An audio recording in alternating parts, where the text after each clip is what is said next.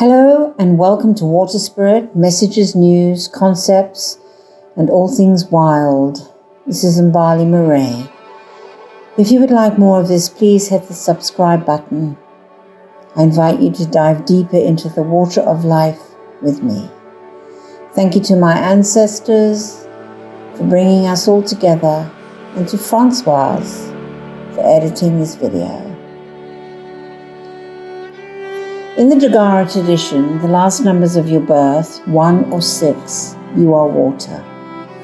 I am water, and water is me. And as a water person in most traditions, water and spirit are the lifeblood that informs and guides me.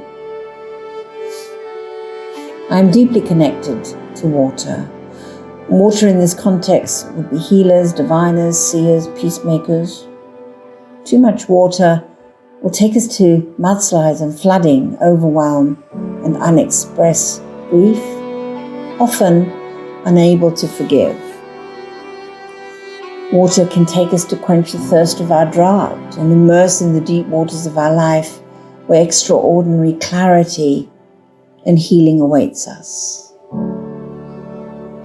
But when we are in a sea of collective loss and heartache, oceans, rivers, lakes, ice, frozen streams, snow, it's often impossible to find the clarity needed to bring flow back into lives. We create dams that block the flow, or we stagnate, become toxic. Water carries the memory of everything it passes through. Its ability to carve a path through the Grand Canyon, for example, reminds me of the power of water to erode what no longer serves us, to pass over stones and rocks and carve a new pathway when something stands in our way. The small and large challenges of life. In shallow waters, we flap around against the flow. We dabble with spirituality. We don't dive deep enough in the discomfort or the deeper soul work of the self. We have a choice here to dive deeper or stay in the comfort of the shallow. When we choose to dive deeper, we come to level 2, the murky water. Unclear, unfocused, debris, chaos, and maybe even toxicity and pollution.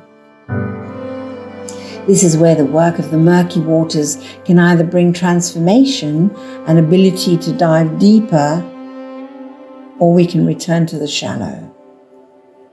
If we choose to go on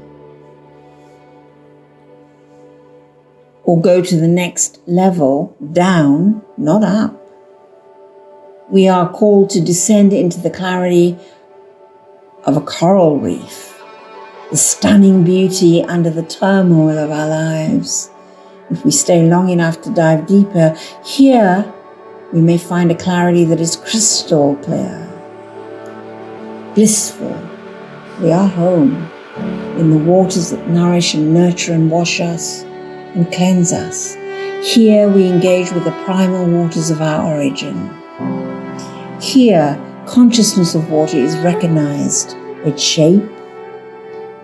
It's a shapeshifter, fitting into every shape it runs or pours into, the small places, and yet it is so vast, it is a force to be respected and reckoned with. It can take us out, or it can heal like a balm.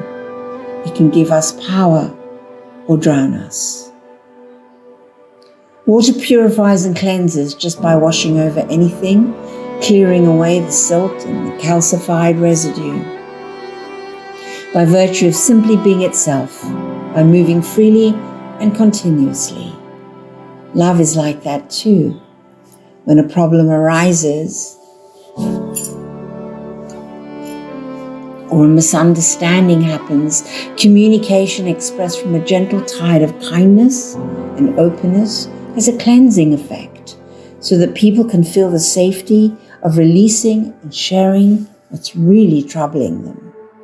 This releasing opens the way to reconciliation. It is believed that our emotions are carried in the water of our bodies, our tears, our sweat, blood, and moist breath. The body shows a state of balance and good health when our water flow is unobstructed. When it is obstructed, the blood of the body is prone to disease, to illness, to heart attacks, to stroke, to clotting. Circulation of our feelings in life-affirming ways, just like the circulation of water, the blood of the body, keeps the pond of life fresh and clean, yielding ever greater life.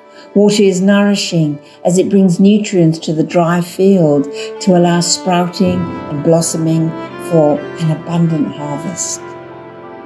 Like water, love is a great nurturer.